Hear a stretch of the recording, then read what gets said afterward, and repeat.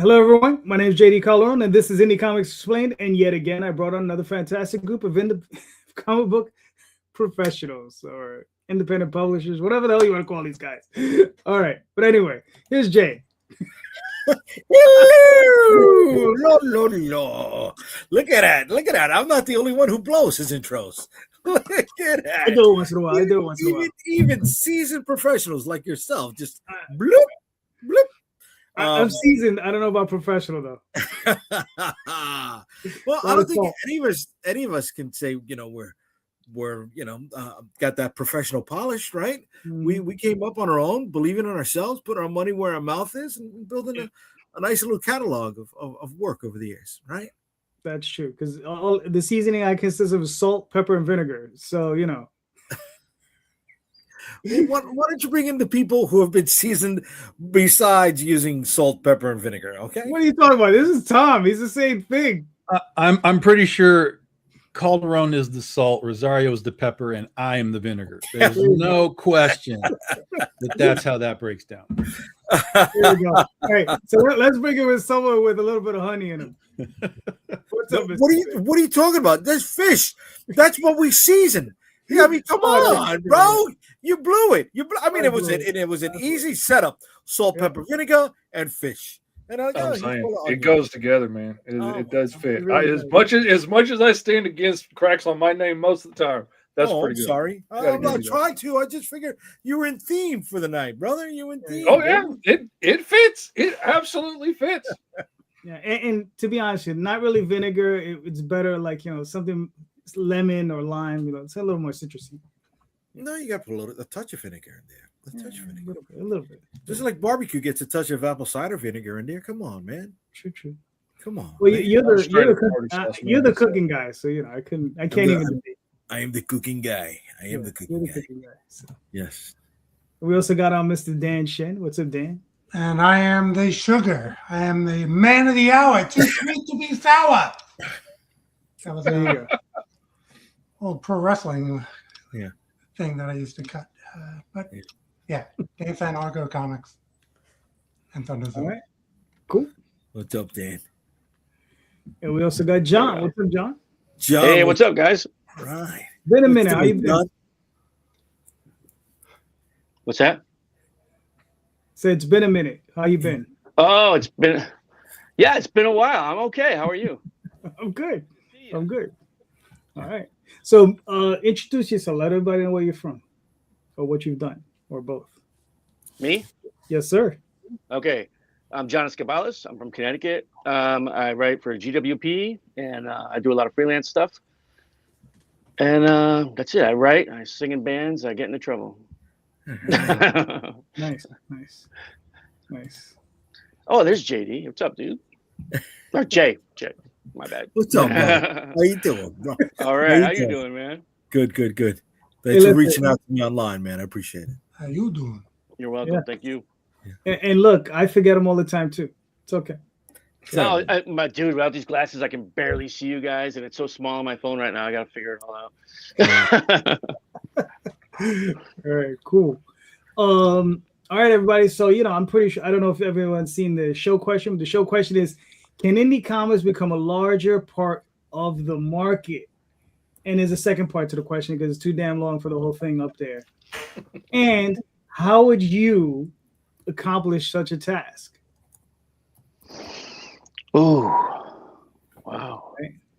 So the way this works is last man in, first man up. John, you're in the hot seat.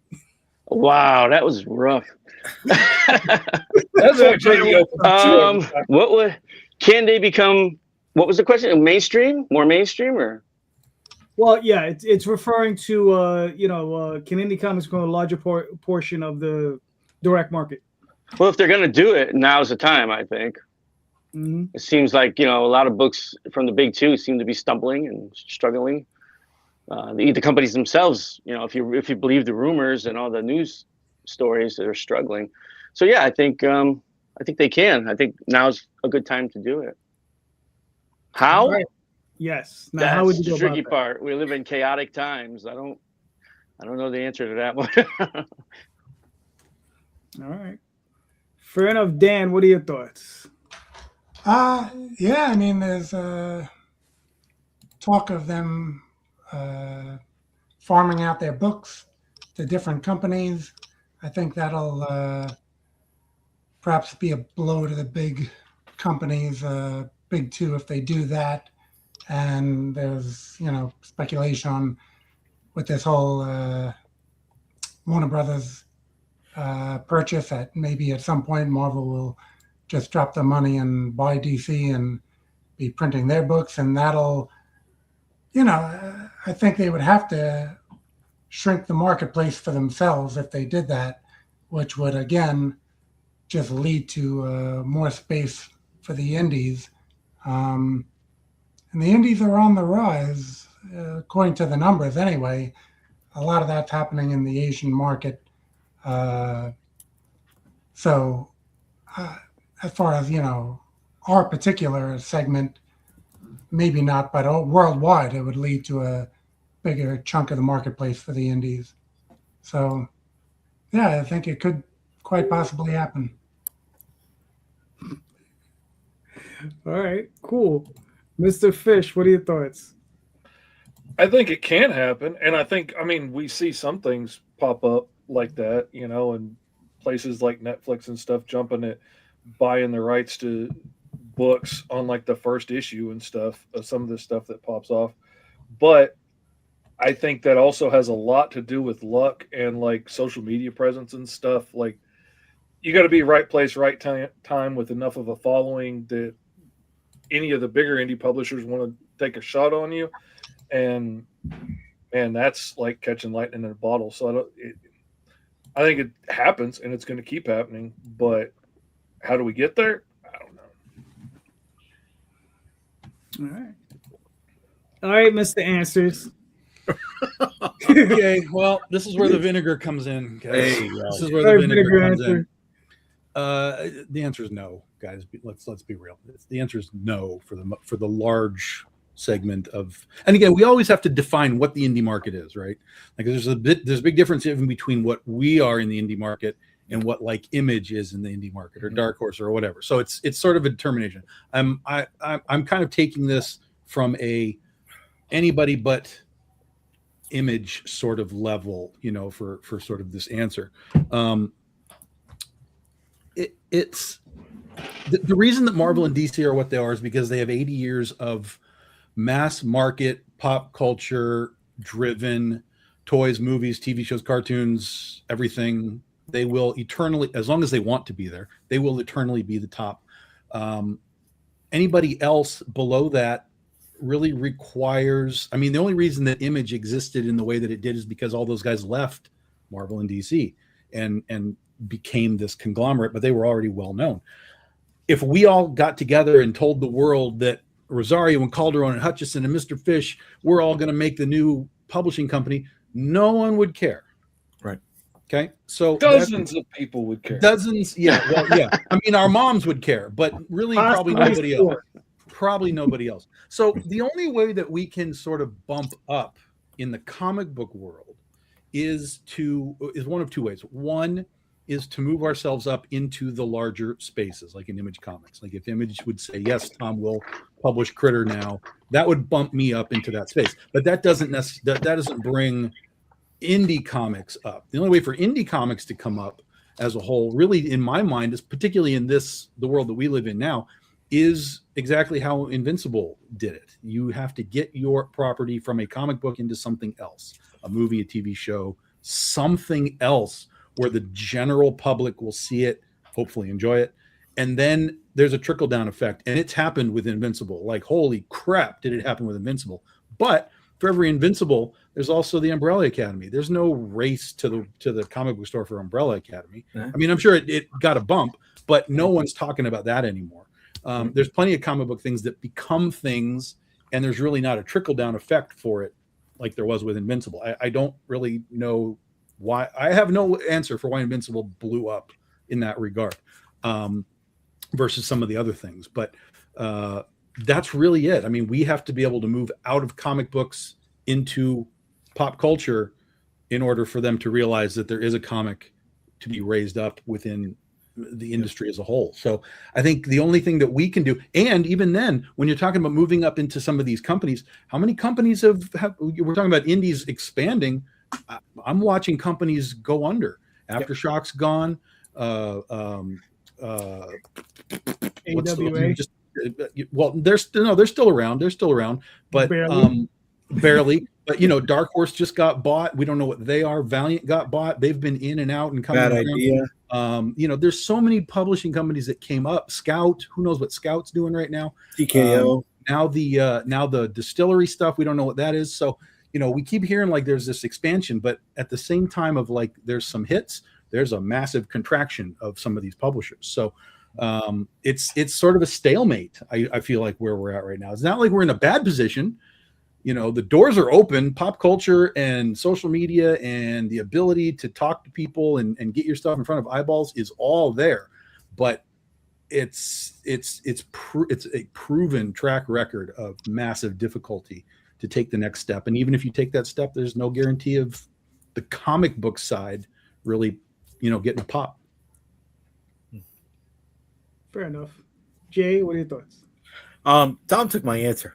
So I'm gonna workshop something on the fly. Come on, Mr. Pepper.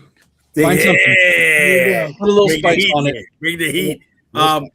Do we need to? Do we need to? Right? Do we want to go into the larger market and give up 60% plus, right, of our sticker price? If we're not doing the volume that we need to keep going for the long run, I think. I don't want to use the phrase "stay in our lane," but we're not answering to anybody, right? We're our own bosses. We're doing things the way we want to do. We're steering the ship, whether it's in circles, right, in a direction, whether we're sinking it, whatever. At least we're doing it to our own beat, right? We don't have to say that somebody else had a hand in the decision making of our product and steering it in the wrong direction. And I think that comes with being part of the larger market.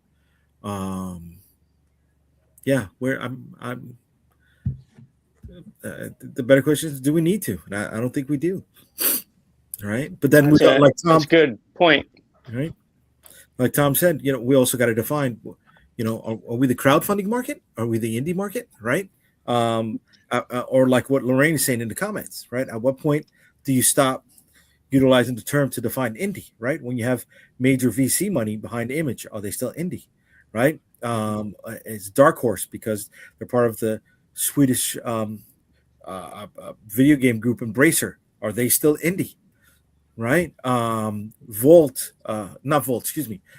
Idea. Dinesh had all of this Hollywood money behind him with both Valiant and with Bad Idea. Does that make them indie, right? Or is indie the ones that are bootstrapping it themselves? So, all right, that's fair. To counterpoint you, I mean, the thing is what are you satisfied with, right? Maybe I reminisce a little bit too much about the past, but then again, we all do, right? We all suffer from that, right? Jay, you have it with G.I. Joe. Yeah. Tom has it with Jaws. Yeah. I have it with multiple comic things. But one of the things I do reminisce about is I remember a time when independents could make a little bit of headway in the direct market, right? I was there when independent comic books could sell 5,000, 10,000 copies, 15,000, 20,000 copies. I get Randy on here. He can tell you about times when they sold 40,000 copies over at Arrow, right? Are those days gone? Yeah, they're gone. Yeah, they're gone. Yeah, they're gone. But is there a smidge of an opportunity for us to at least get to maybe 3,000, 4,000, 5,000 copies in the direct market, right? We're not talking huge numbers. Those are not big numbers. Well, that already exists. There's a lot of publishers that'll do 3,000 or 3,000 units at right, but I'm talking about retail. Smaller publishers like us, right? Yeah, we're a step down. Yes. Right. So we're talking about, there was a time when the market had more self-publishers, because that's basically what we all are. We're all self-publishers pretty much for the most part, right? So you had more guys like, I'm going to say the names that everybody already knows, but there were others that maybe they didn't know as well. Guys like Dave Sim, Terry Moore, Jeff Smith, right? These are individuals who are printing their own books. They don't have a line. They usually have one book, and that's what they've done. And they did it for a long time successfully, and they were able to finance themselves through life. Dave Sim did 300 issues all on his own, right? For a short while, he had a small publishing company, but he gave that up like early on, and he just focused on his own work, right? Jeff Smith spun it off, got into Scholastic, became a huge hit. Terry Moore, that dude, just an animal all on his own, and he's not the only one. There were several others. You'd have to give me time to do the research and find them all, but they're back there though, right? So why is it that that's been closed off to us? So that's where I'm coming from. I do think there's an opportunity. Well, I don't think it's closed off. I think it's just the state of the market. Right. Back in the day when those guys were doing it, the 80s and the 90s, comics were a thing. They were in the general awareness of pop culture. Rob Liefeld was on the freaking Tonight Show. I mean, people understood comics existed, and there were a lot more stores. I mean, there were like at least double the amount of stores that there are now, easily doubled. So and a whole lot less books to compete with because there's a bigger barrier to getting into it. So it wasn't as easy as just anybody who wants to make a book can make one. And then you got to compete with them all on a level playing field. Mm-hmm. I think these days on a direct market, you kind of have to have a big success going in to make any headway, like, in your crowdfunding, in your social media, in some type of cross promotion that you've already made some noise. Because when it comes down to it, us, being in the catalog and the comic retailer deciding between ordering 5 issues of Argo 5 as opposed to 5 more issues of Spider-Ham Peter Porker Adventures or whatever, that's going to be, they're going to go in that direction. They already know that those sales are like a better bet than an unknown indie. And there's so much already coming out for the big companies that I think everyone's ordering conservatively. If there is extra money, there's going to be a few more going towards Dark Horse or Image or something like that, or some marginal Big Two title. I don't think it's, realistically going towards orders of one of our unknown indies, unless, again, people are filling out their previews and marking it down to the point where there's enough volume of that they don't mark it as canceled. Right. Well, unfortunately, we don't have previews anymore. Yeah. Right. Right. We don't even have that. Whatever's there for, yes. We don't even have a catalog anymore. Yeah. Right. There's not even that anymore. So that's the craziest thing. I mean, you got a Marvel catalog, DC. I think Dark Horse is producing one, IDW, and boom, they all have their own catalogs. The rest of us, we ain't got jack. Right. And that includes Oni. Was it Red 5, AP? There's a bunch of them, right? So it's like, a bunch of people not missing anything. I still think there's an opportunity, but that still remains to be seen. So anyway, Jay, you're up. Yeah. All right. So I'm going to turn it to Tom for a second and borrow a little bit of his vinegar. You brought up a word a moment ago that totally defines everything that we're doing wrong. Antiquated, right? We're trying to play a game that is not played anymore by old rules that don't even apply anymore. And we're trying to bring that which we've learned, whether through its osmosis, mentorship, picking up from other people. We're trying to apply that to the crowdfunding game and getting frustrated when it blows up in our face. Fish is out there. He's, as an artist, he's doing a great fucking thing. He does his live streams, right? With him doing art out there. I love it. And yet he is still dwarfed by somebody who could come out tomorrow and run a TikTok for, hey, I was at the store and I read these, I picked up these books and rehashing, right? there's a market for comic books out there, right? And we're not getting it. We're not tapping into it. So what is the game that's being played right now? And what I think it's ever changing, isn't it? Like ever evolving at this point. Well, it is evolving, right? But it's evolving at a point where none of us here are under 50. Okay. Ouch! One of us here. Why would you say that? Why would you tell everybody that? None of you here are under 50, right? And sorry, guys. As much as I like these fucking books, right? As much as I love the fucking books I've made, right? This is still fucking. It came out a few months ago, and it's old by years, by decades. I love it. But I came to the game too fucking late. I did. Right? Yet Bobby, Gina, or Jimmy will come up on their fucking TikTok and show a blind bag opening of Batman Absolute, and they're getting 100,000 views, and they're sending people to the shops. How do we tap into those motherfuckers, man? You can't. Good question. You can't. I'll tell you why. It's exactly what you just said. Because you don't own Batman. Yeah. Okay. Like if Calderon started doing Oswald blind bags, he could do it. I did them. They didn't pop. This is what I'm saying. So you have to for us, and I'm jumping the gun because it's supposed to be Dan's turn, but for us, we have to play sort of a longer game with this, with the creation of what we're creating, because we don't have the opportunity to just say Batman and people come running, right? So for us, it's like I have to say Critter and people go, I don't know what the fuck that is. And then I have to explain it to them and show them it's a real thing and show them that I've been doing this for a long time and it's a story and it's like this and it's like this. But we live in a world of ADHD, of people who only read the headlines and who people are just attracted to brand, which that's not new. We've been like that as a society for a long time. But the majority of the people that go into comic book stores or are doing their TikTok shows and all that kind of stuff, it's all about the brand. I'm selling Star Wars. I'm selling Batman. I'm selling Spider-Man. And people understand that brand and they come for it. So the answer is you have to turn your brand into a brand. You have to take it up a notch so that people know, even if it's in a small space, like we talked about you with your zombie book, right? Even if you existed in the zombie space to a point where people knew JD Rosario does zombie books and monster books, and we know him in that capacity, just that little tiny niche could change your entire brand awareness if you can hyper focus into that sort of space.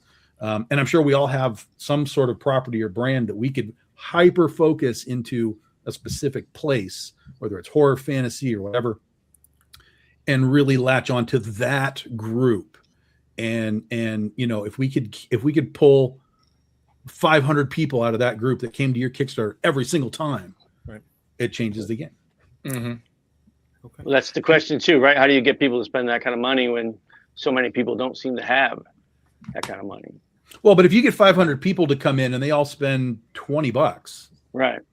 I mean, that's a great core, that's of people. Yeah, that's what I'm saying. But right now, we all kind of are in like maybe 100, 200, maybe 300 of guys. For me, I've got so many different brands that I've got probably 300 or 400 backers, but they don't all come to the same books. Like some of them wait for Penny and some of them wait for Critter or whatever. So if I can be like, every time I launch Legend of Oz, I've got 500 people ready for Oz, that changes the game for me. Mm-hmm. That makes sense. Yes. But that's also the thing, like JD was saying earlier, those guys that did this back in the day usually did it with one book. They did it with one series. They did one thing and they built that one brand. Mm-hmm. And it was easy to know the Ninja Turtles or, whatever it is that you're doing, that's your one brand.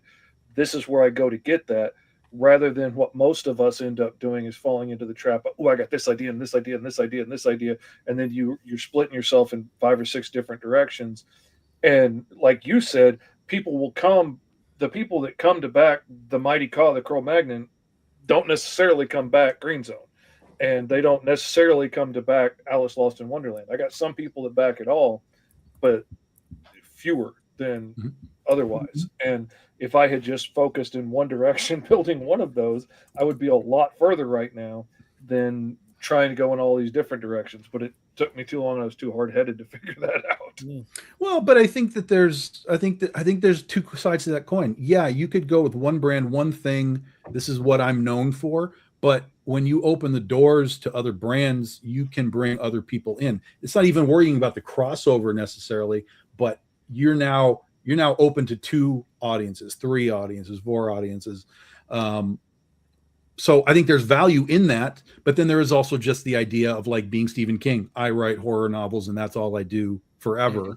But I think most creative people, are too creative to sit in one box. Like I think it takes hyper discipline in my brain to sit in one box for like your whole career and just say, this is all I'm doing ever for the rest of my life. Like, holy shit. I think I'd lose my mind not being able to move into other things. Yeah, but I think the difference is also as you're a writer, right? A lot of the guys I mentioned, actually all the guys I mentioned were cartoonists, so they were writer artists. Sure. Yeah. So it takes them a lot longer, just doing the art. I mean, you look at Dave Sim's stuff; he was writing. He had Gerhard doing the backgrounds, but I think he was also lettering along with Gerhard, and their lettering was like masterful. Like they won awards just for their lettering. So, yeah, when you're doing the whole thing, that changes the whole game, obviously. Yeah. But for us, if tomorrow I want to write a book about a tree, that's what I'll do. And it takes me a lot longer to get done with a book than it does for me to like write the script. If I was just doing that part, I could write several series and spend more time marketing them all than I can when I have to do the whole thing. And then I've only got so much time left to put into marketing, and it's where am I going to invest that? And I also want to add something to those, those early indie names, right? The Sim, the Ninja Turtle guys, right? They were also blowing up when the direct market was being established. So a lot of those retailers didn't know what they were doing. They were just ordering as fans, not as business people. And that showed. I disagree with you 110%. Brother. I don't think you weren't there for it. You don't know your history. You don't know your history. No. You don't know your history. Well, but there's two points here. There's sort of the 80s beginning, and then there's the 90s sort of restart with the retail sort of system. Okay. And the 90s it was all hype. It was all just it was a different game in the 90s. It's blowing up. Yeah. The 80s is a different vibe than when we hit the boom, the image sort of period. You guys had in the 80s you had Sim and you had ElfQuest and you had running right alongside Nexus and I'm not taking away anything from the work that was done. But in the shops that I was going to in the 80s, it was retired people who took their investment to do something because they had a stock of back issues. It's not like they went to school for this. It's not like they had business backgrounds. All right. Yeah. It's different. Calderon, it's different if you with a retail background went and you opened up a location with your back stock than somebody who just retired and decided to spend $10,000 to $15,000 to order a shop, and then they're ordering without a background to understand this. I know the stores that I went to that I frequented as a kid. Super Snipe was an actual business. They were teamed up with Steven Spielberg for a while. All right. It was an actual business. Okay. Action Comics, that dude was there for like 10 or 15 years when the rents just drove him out. Batcave was run by 2 weed heads, so I can't answer for them. They were just crazy. The other book, they were brave, dude. They were brave. No. Excuse me. That's Eastside Comics. Eastside Comics was the 2 weed heads. Batcave was a satellite store to a store that was all the way downtown. Village Comics, I think it was. That was their satellite store. So that dude had been in business for years. He knew what he was doing. Village Comics, was that near St. Mark's? It was somewhere. I think I used to deliver to Village back in the day. Where? No. I can't remember. St. Mark's Comics is one of those retailers that lasted. Yeah, yeah. You know? But they were there before. Well, or I don't know before St. Martin's, but they were definitely there during that period. But they were there for like 10, 15 years. Okay, that's awesome that you saw that. I saw the opposite. I went to one where it was an old guy and it was a deli counter that had the new books behind the deli counter, and he had a layaway tin, right? I went to another one that, again, it was a husband and wife team, right? They had retired. That was over on Ralph Avenue in Brooklyn. I went to another one that was by Coney Island that was half candy store and the other half smelled like cat piss. I mean, bro, a lot of these, I mean, you know, it's real. I went to a comic shop that was half comics and half plants. I went to one that was half comics and half literally a pet store, a legitimate pet store. Okay.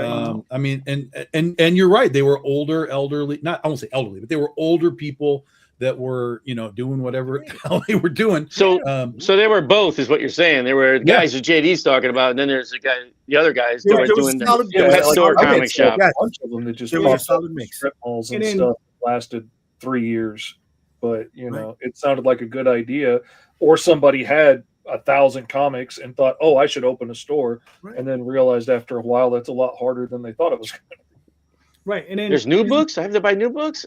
Yes. The stores that I used to frequent got replaced by places like Midtown Comics and Forbidden Planet.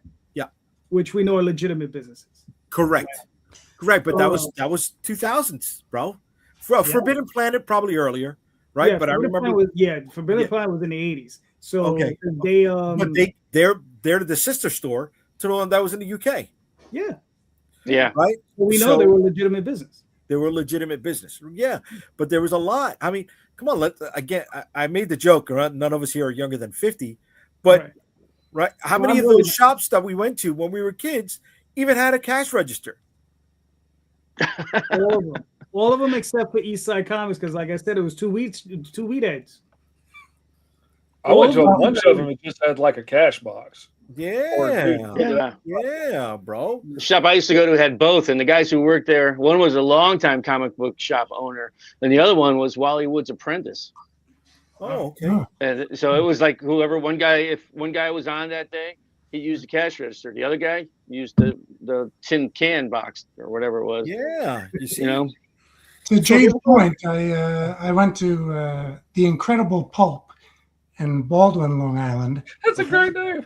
And that owner, and it did have a register, that owner was like in probably early 30s or something. So it wasn't like, he had retired. But to Jay's point, he was pushing some stuff that he personally liked. He liked Love and Rockets, exposed me to that. Became one of my favorites. Another great one. Yeah, and he was big on Cerebus. So, you know, he had his Marvel and DCs. He had everything out there. I mean, I was able to, again, fill out a previews and get what I wanted. But beyond that, he did kind of steer people towards what he was looking at. And actually, before moving out of New York, the last place I went to sometimes was Escape Pod Comics in Huntington. And that was more of a bookstore. And again, another guy who just kind of pushed what he was into. Right. You know, having the mainstream stuff there, but reserving better display space for the indies that he preferred. So you see, a majority of the ones that we went to that we're talking about with love, because we still went to them. I mean, I'm telling you, if the Kidnap van sold comics instead of candy, I would have been picked up years ago, right? But probably you'd still fall for it now, bro. Check this out, right? But you know, if we were going to that and we saw that, how many of them actually had a background in education? I know for a while the original owner of Golden Apple was working with Diamond to help teach new owners about running the business, right? It was an incentive program for them. It wasn't like they could go to the Kubert School to learn how to run a comic shop, right? With all this other stuff. So they were just ordering off the cuff, bro. from one of 5 to 6 different distributors. Disagree with you about that point. You're fucking wrong. No, well, then you know what? If I was wrong, there'd be a hell of a lot more comic shops around today. No, Diamond whittled it down. It had nothing to do with the comic shops. The thing is that in '82, when Comico first started, Bill Willingham Elemental sold about 80,000 copies all on his own. Before then, 1980, Pacific Comics was selling upwards of 150,000 copies on some of their titles. Okay. This was that Star Slayer or something, right? Yeah, we're talking about Jack Kirby, Star Slayer. We're talking. Oh, that's right. Yeah, Jack Kirby was there too. I forgot. Yeah. Captain Victory. Yep. Mystic was there for a little. Again, you had 5 to 6 distributors selling to almost 10,000 shops. So the space was able to spread that around, bro. Right, but the thing is, one has nothing to do with what you're saying. You're saying that people were just. Was it the ultimate reason? No, but it had its place. Now you're just backtracking because you don't want to. I'm not backtracking. You're trying to bring out bona fides, and yes, I'm checking you that I understand that. And the statement that you're I made. Checking me, you're getting checked. You're not checked. Get out of here. Get out of here, kid. Well, remember, we talked about this. When you go back into the 80s, right, there was one Batman book. Well, 2. There was Batman and Detective, right? This is very true. Right? And so there was room to buy Pacific Comics. There was room to buy Ninja Turtles. There was room to buy stuff. Now there's 12 Batman books a month, and there's no room for Big Dog Inc. 12, I think, is going light. I gotta agree with you on that. I do. But you know what I mean? And that's the struggle, right? Is that there's a quarter of the stores that used to exist. All those guys are not going to be taking large risks on things. Yes. And so, they're gonna run the status quo. They're gonna, they're gonna peek at the things that might pop out from Image. They're gonna peep at the things that might have a name attached from something that used to be Marvel or DC, and that guy did Batman, so let's see what he's doing over here. They'll peep at those things, and then here's a question, just as a thought process within all of this: will there ever be a Robert Kirkman again? A guy who came in, was borderline toast, even when he was at Image. Both of his books were borderline canceled. And he stuck with it. He kept paying his $2,500 a month to keep the books going. And eventually they both caught. And then obviously one became a TV show, and the rest is history. But when we see a lot of Image stuff coming in now, number one, none of it is ongoing anymore, or very rarely is it ongoing. Most of the time it's people are dropping a miniseries, might be a recurring miniseries of some sort. But most of the time you see something new come in, if it doesn't hit, it's gone. It's out the door. It's, a year later, it's in the dollar bins. How do we become Robert Kirkman in that sort of context? I think that formula will work again. But it's once every 30 years or so. So right. As far as it goes for us, that's unlikely for anybody for that matter. But yeah, definitely, I think there will be another Robert Kirkman. I think that's more likely to happen than I don't know. I think it's going to be harder for a lot of these guys at Marvel and DC now to make a mark for themselves compared to what the guys that came before them did. It seems like a lot of them are ditching ship, as soon as the pay doesn't go up or whatever. I don't see too many of them hanging on there. Jason Aaron's hung in there. Jonathan Hickman's in and out, it seems like. But I don't see too many people sticking to it to the point where you got an Ed Brubaker reputation or something. Mm-hmm. They're getting their name in there a little bit, and they're trying to do their own thing, which I don't know. Maybe that's a good idea, but see, that's the thing, right? It's just different now, right? Yeah, right. But think about this: Robert Kirkman came up as nobody. Yeah. He was doing Tech Jacket and Battle Pope, and what the hell are these things? Before he ever got to Invincible and Walking Dead, and and that kind of. And then he got his opportunity at Marvel, obviously, which helped him a lot to do the zombie thing. What the hell do they call that? Marvel Zombies. So that helped him a lot, but. He came up as a zero and came up virtually every single step on the ladder to get to where he is now. So kind of the same thing like Rick Remender. Is it? I don't know his story. Yeah, I think it's similar. He was pumping out his own books, but I don't know if he was doing it at Image or if he was just doing it on his own. I can't remember. Well, he did it through Dark Horse and a couple other smaller publishers, but yeah, he was definitely struggling on his own. Yeah, but yeah, he's a point that the Kirkman method doesn't work for everybody, because he had a series on Sci-Fi Channel, and it didn't do anything to elevate the rest of his career. Jeff Lemire had Sweet Tooth. And my understanding is he has a couple other things in the fire, but who knows when that's going to come out. James Tinian, right? Probably got like 4 or 5 things, but I don't think anything's come out yet. Oh, you mean in movies or TV? You mean? Right. I think something's definitely coming from that stuff that he does, but I think. But again, there's no guarantees. Mark Miller sold his entire shit to Netflix. They did like one series, and they were like, "Never mind, we're not going to do this anymore." No, because they did an animated series based off of that. The Thieves. Yeah. I think we'll see more from him, but yeah, definitely somebody took the foot off the pedal on that one. Mm-hmm. Yeah, they had 2 seasons of Jupiter's Legacy, and then it didn't get one. I thought it was one. Well, it did one, and then they did like the villains cartoon thing. Right. Yeah. Okay. Yeah. And then Powers had 2 seasons on the PlayStation Network for a minute. Nobody's seen. I've yet to see it, and I wanted to see it because that was a flagship program for the PlayStation Network, bro. That's insane. Yeah. But no, good to what Tom was saying. And then then good stuff like from Vertigo also came out. Good stuff with when Jason Aaron had he did a trailer, or not a trailer. He did a pilot for HBO with Scout, and that didn't even see the light of day. Nobody even. Oh well, hello. Look at the series that's just finished right now on Hulu. Beauty. Who did it come from? It came from Image. It's an Image. It came from Image. Okay. I don't know. Is it me or is it you breaking up? I think it's you. Yeah, I'm here. You're frozen on my screen, brother. Yeah. But I mean, Tom, there's also the writers that are coming into the game today are people with TV and movie credits, right? Zach Kaplan, Kill All Immortals. Well, yeah, definitely. It makes it twice as hard, 10 times as hard for the rest of us. Yeah. Yeah, man. Greg Weisman went from doing animated series back to writing comic books. Right? And Gargoyles and Darkwing Duck.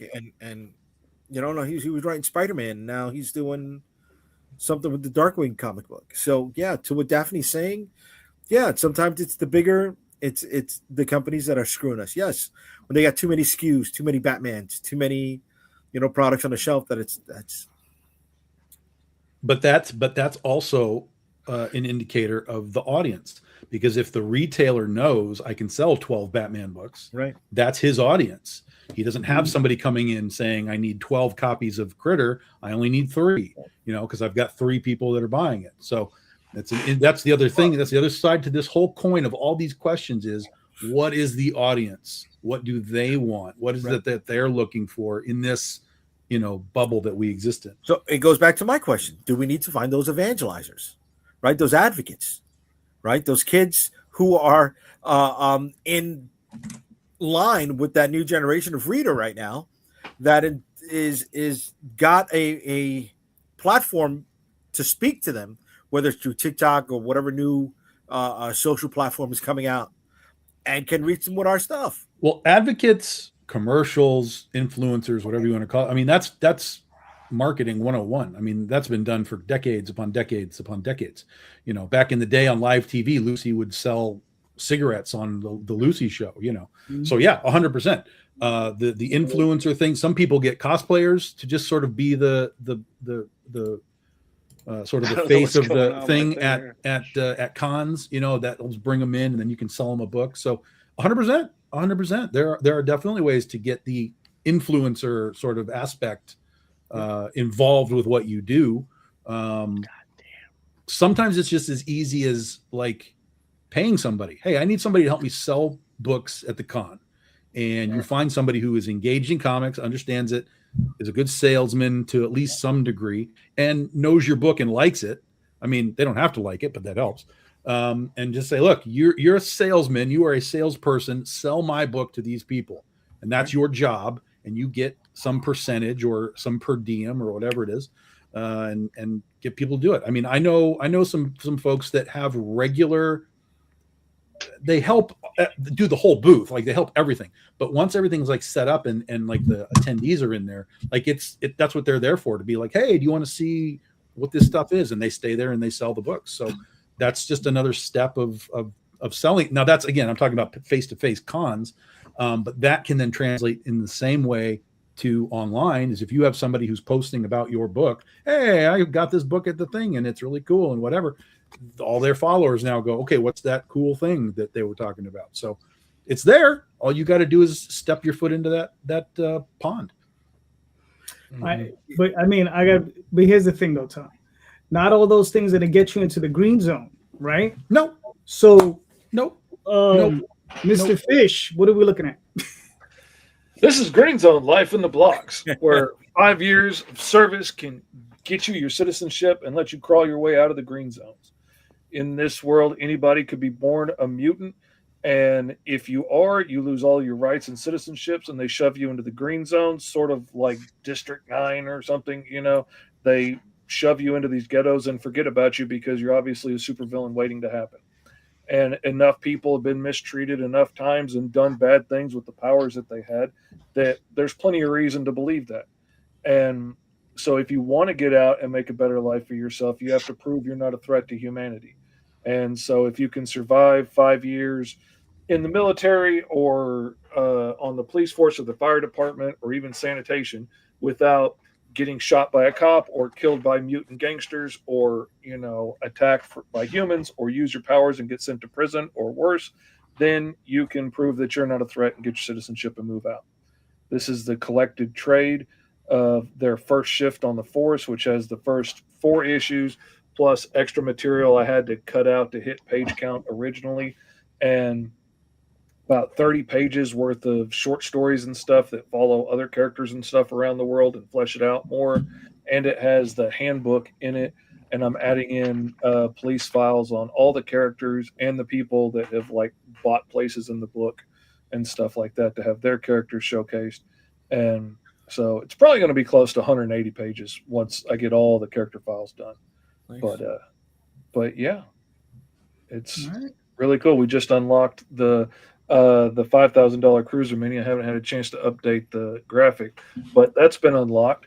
So everybody that's getting the physical 33 millimeter minis of the main 4 characters will get that as a physical too. Everybody that's getting the digital files, the STL files, will get the STL file of that. So you can print it on your 3D printer at home or the library or your local makerspace or give it to your buddy to print your copy.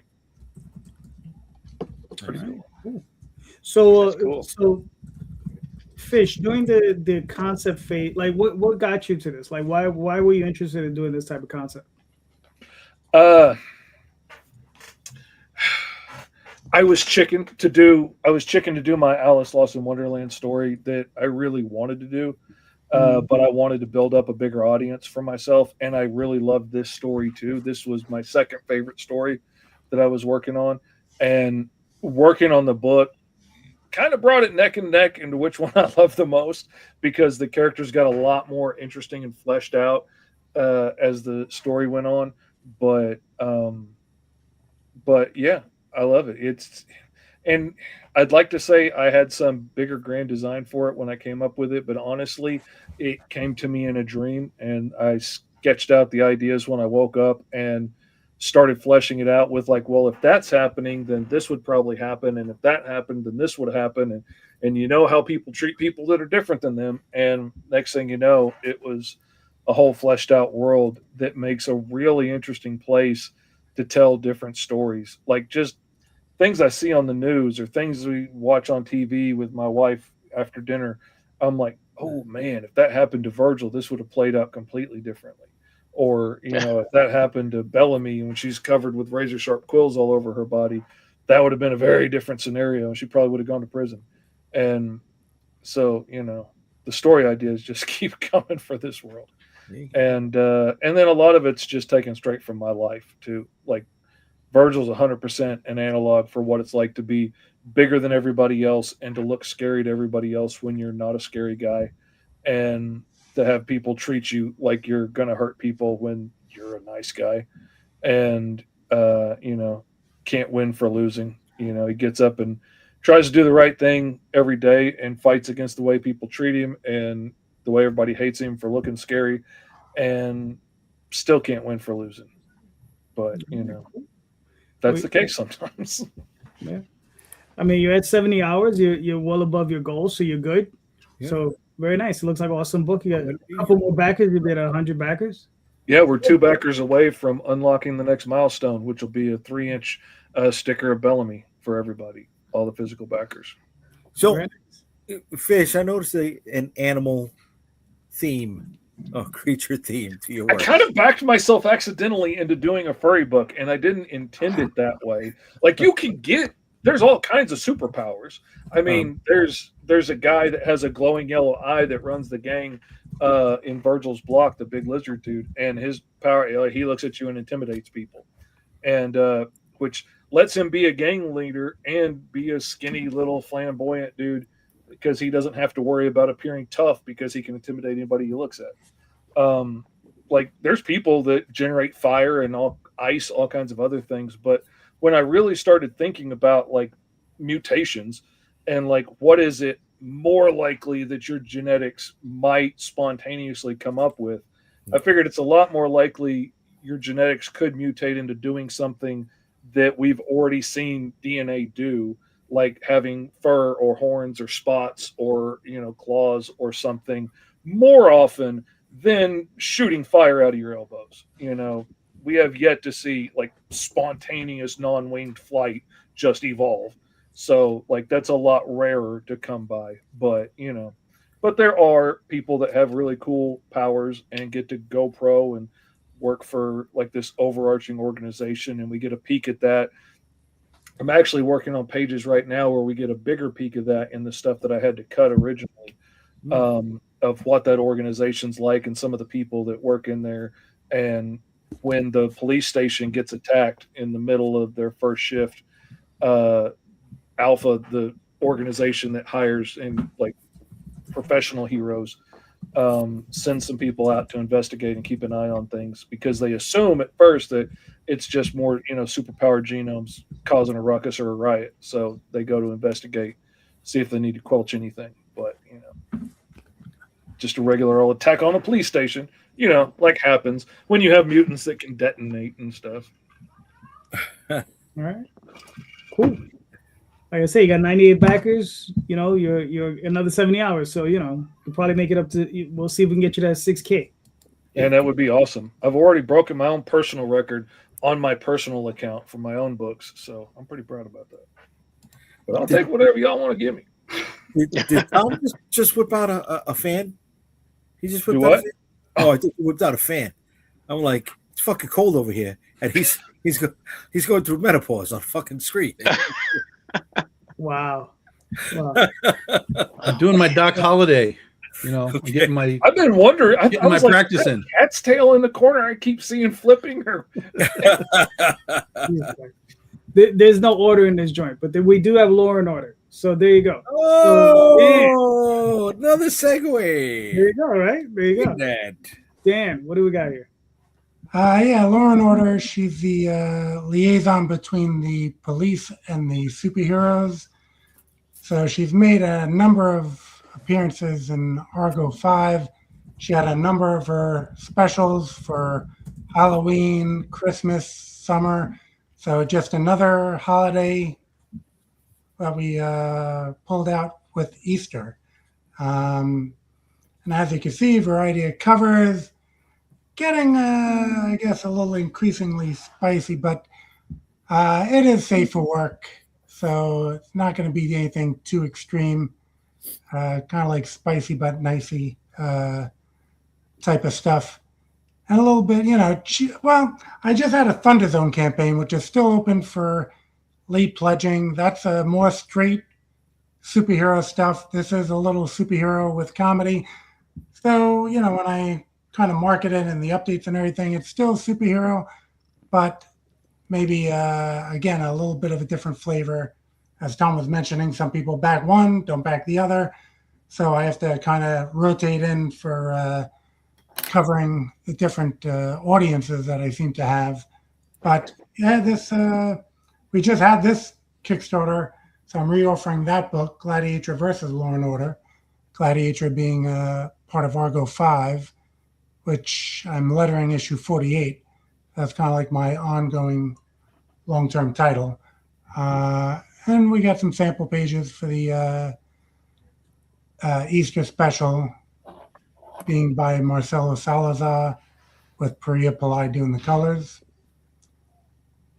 And, well, part of the whole series is the fact that she's undersized. She's shorter. Was she 5'2"? No, we're talking like, you know what? I was working out at a gym in Elmont. Okay, you guys know Elmont, New York, our two hosts to New Yorkers. So I'm working out at the Valencia gym. At the counter, maybe like 4'10", this girl tells me she wants to be a cop. Okay, so her name was Lauren. So right there and then, I go home, I make up this character, right? And I figure I'm gonna like bump it down to like 4'8" or something, just for comedic effect. And that's the origin of the character. That was in Argo 5 number 6, her first appearance. So now you're talking 15 years maybe ago. And then her own specials. And now this Easter special. And yeah, so that's where the comedy comes into play sometimes. Where, you know, she's dealing with these problems of fighting crime and supervillains and everything while being vertically challenged. Gotcha. All right, cool. I mean, that is funny. I like the origin though. I like how you came up with the character. You know, I think what it is, I think you and Fish have to cross over. So you know, those. That's literally why one of the characters, Waters, in my team is so short, because I was making a training officer for Bellamy, and I was just happened to be watching this TV show, and this short, little, tiny, pear-shaped cop lady comes on this fluffy coat, and she was the most non-threatening cop I'd ever seen in my life, and I thought that was funny, so I decided to put another short person on the team besides their boss to really counterpoint Virgil's height. But then I decided to make her a little bit of a badass, but she's still, you know, a short, curvy little queen. But I just love the, you know, her being tough and short and, you know, trying to stand up and make people take her seriously when they already don't want to take a genome cop seriously. Yeah, that's where I go with this. Whereas she is a badass, as on like this cover was shown, but you know, there are other times where she comes up short. And she's also a liaison. That's what I thought that was the interesting part. She's a liaison between the normal world and the, you know, the super beings. So yeah, I mean, someone has to kind of like regulate what's going on in that superhero world with, you know, because in the real world, there's a lot of paperwork involved in law enforcement. And of course, in superheroing, we never really see much of that. So that's where she'll come in and kind of make sure everything is going by the books for the superheroes. all right, cool. Well, let's see. You're already fully funded. You got another 9 days to go. So you just hopefully we get a few more people to jump in there. So go check this out. Very nice. I like it. Whoa. And then we have Mr. Escobales. What is the Royal? What are we looking at? John, are you still there? Oh, it's frozen. Is he frozen? He is frozen. He's frozen. Yep, he's the thinker at the moment. He's really contemplating. There we go. Hey, there we go. So, John, are you there? Is he gone? I don't know. I heard, hey. I'm not sure if you guys can hear me, but I'm having technical difficulty here. Everything's frozen up. Yeah. So talk to us. What's the royal about? I guess he can't hear us. Yeah, it sounds like you can't hear us. Yeah.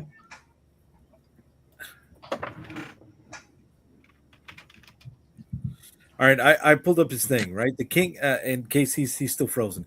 The king has abducted his wife and put a price on his head. Aidan Grandier is a desperate man in hostile territory and running out of time in 1309 France. Blood will pour like the truth from a tortured soul. All right, cool. Right, so the savage action, political intrigue, and dark brooding fantasy for pulp readers, fans of Conan and Templars. Okay. All right, very nice, very nice. I have all right, let me get this one off of here. I think I could play this video that I have. I don't know if this thing has audio. Oh, here he is. Are we good? John. There you go, bro. Hey, sorry about that, man. It was blinking on and off. I couldn't get it to work. Jay did Sorry it. about that. He read your stuff off. Did you finish it? Did you read the whole thing? Yeah, he did. He did. Try it, brother. Try it for you, bro. All right, so the $10 pitch is Conan the Barbarian impersonating a priest in a whole season of Game of Thrones. Okay. Oh, there you Got it? Got it. I'm gonna try it. Yeah, it takes place in 1304 France. Oh, there you go.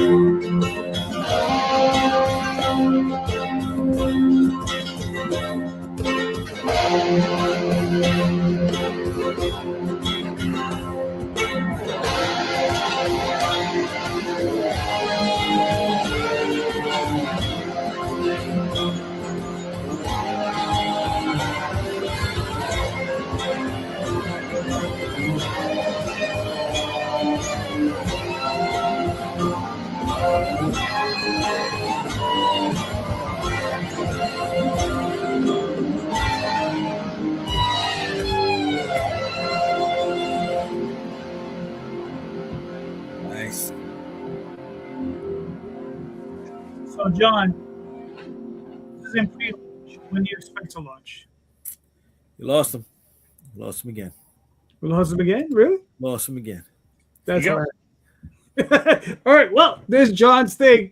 His thing is in the show notes. Go click on it. Go preserve it. It looks really good. There you go. It looks really, really good. All right. That's pretty like fun. Black and white. Cool, man. Yeah, I liked it. John. Sorry about it. Hey, sorry about that. I don't know what's going on with my router or something. I don't know, but we played the video. It looks awesome. Could you hear the music? Yes, we heard the music. Was that you? That was my kid. Yeah, he's great. Okay. Oh, that's Yeah, awesome. great. At the banjo? When do you expect to launch? Next Saturday. Next Saturday. Okay. Next Saturday at 1, we're gonna do a whole thing. It's gonna be 30 live. We're gonna be auctioning off some art, raffling off some art, stuff like that. Cool. 30 days, 24 days. How many days? 30 days. 30 days. Okay. Yep. We're still working on putting the whole campaign together. It's mostly done, but I just wanted to show the video for now. Yeah, the artwork looks awesome. You know, the artwork looks really nice. I mean, I know you're a good writer, so Yeah. Oh, the other question is how many issues are you looking at? We're looking at 5, and then if we do okay, we're going to continue with the character. But this story, and we're going to do it in kind of a Tarantino type of thing where the first half of the story we pick up right in the middle. Essentially, the guy's on the run, and the king has his wife, and he's trying to get his wife back. So he's running that way, and then there'll be a flashback section where he'll be thinking back to what got him into this position and unreeling the whole backstory. All right, cool. So if you've ever seen it's a combination of the movie The Devils, which is have you ever seen the movie The Devils? Anybody? No. No. Oliver Reed, based on true story, pretty wild. It's a combination of that and the TV show Banshee. Wait, the Devil's that's a Hammer horror film? No, actually, it looks like one, but no, it's actually it was from that era. Okay. Mm-hmm. I know Oliver Russell. Reed did a couple of Hammers. That's why. Yeah, he did The Curse of the Wolf Man and stuff like that. Okay. Yeah, Oliver Reed, intense. Yeah, man. Oh yeah. Sorry about that, guys. I've been popping in and out with this router. I don't know what the deal is. That's right. We got another intense book. Vicky Sticks. What? Look at that. Oh yeah. Look at that. Look at that girl. Look at that girl. So I am taking the Frankenstein's monster story and I'm reinterpreting it here in New York City, where I live. And we're utilizing a female lead who is a protector of all the creatures that go bump in the night. If you're a fan of Lady Death, Vampirella, Hellboy, Jessica Jones, or the 1980s Beauty and the Beast that starred Linda Hamilton and Ron Perlman, this is the book for you. It is a 24-page, full-color, monster-mashing action adventure. We've already unlocked the first 3 stretch goals. Would have been a lot further, but we had a couple backers. It is written by me, illustrated by Dani Hariwijaya. Covered by Larry Toussaint, colored by Champe Ramirez. And this is issue 2. We also have an issue number 1, issue 0. This book is also part of the Creator trading card crossover set. So myself, Calderon, Tom, Marvin Wynn, Rob Multari have a corresponding card that is in each one of selected Kickstarters that'll be running through the course of the year. So if you back it, that stretch goal is unlocked and it's automatically yours at no extra charge. We still have some awesome sketch covers that are up there. We still have, one-of-a-kind sketch covers that are up there. We have T-shirts that are there. We are constantly expanding on our trading card set. So every campaign that I do has trading cards added to it as stretch goals. Then if you are a returning backer, you get a holochrome trading card, which goes for $5 a pop, added to your reward and no extra charge. That's it. The set right now currently sits at 57, not including the cards that are getting unlocked in this campaign. And then the bottom one are the holochrome ones. And then for those that are running out of space, we also have the digital catalog. So that all the books, you can get them in one clean shot. You're saving a hell of a lot of money. If not, you can pick up the digital sets or the print sets of the ones that I still have in print. And then we have our backer goal. So we've already unlocked one backer goal. We're about 20, depending on the time of the week, we could be anywhere between 15 and 20 from unlocking backer goal number 2. But we keep getting a couple of drop pledges here and there. Yeah, that's where we're at. Maybe that's where we're at. So those are the future stretch goals that are coming. That's the trading card set. And, she's kick ass, baby. She is kick ass. That's my girl, man. And this was totally not planned. Well, the first part was we launched the Monster Book on Friday night, February 13th, last month. And guess what this bad girl is ending? Next Friday night, Friday the 13th. Come on. How do you not be a part of the thing that's sandwiched in between 2 Friday the 13th? I didn't know it was coming, but it did. It hit, and it's a monster book. It's like it's bound to happen. Just like the intro with salt, pepper, vinegar on a little bit of fish. It's bound to be magical. All right? And we're just asking for you to be a part of it. You're going to enjoy it. You're going to have a good time. You're going to be part of the rewards program if you're not already. And, she's going to be shipping out. She's good to go. She's done. She just needs to be printed up. And hopefully we can have that in everybody's hands by the end of April or early May, all depending on, we're printing live with that. All right. Very nice. Very nice. So, all right. You well past your goal. You got another 4 days. So everybody go jump on. Awesome book. Yes. It's got to be better than the Bride movie. So, just think of it that way. See, but the Bride movie is The Bride of Frankenstein reinterpreted, right? It's, honestly, it looked like the Joker faux day. It's 100% the Joker. Really? Mm. Oh, wow. Good thing I didn't watch it. Good thing I didn't watch it, bro. Wow. It was such a weird freaking movie, man. So you spent money on it? Oh yeah, I wanted to see it. Yeah, and it had a lot. It was really strange because it had a lot of cool things that it was trying to do, but it never really decided which one of those things it wanted to like. This is where we're going. This is why we're here. It was just like and oh, okay, whatever. Is this Maggie Gyllenhaal's first directorial debut? I believe so. Yeah. Okay, that's why she got Christian. But Bale. again, the directing is one thing, but the story is again where you're left and right through all these ideas of the story. Right. You know. Yeah, that woman who plays the bride. What's her name? Jessica something.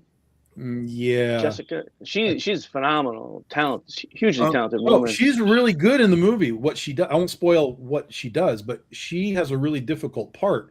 But again, the story that is being given doesn't coalesce into. By the time you're done, you know you've been told,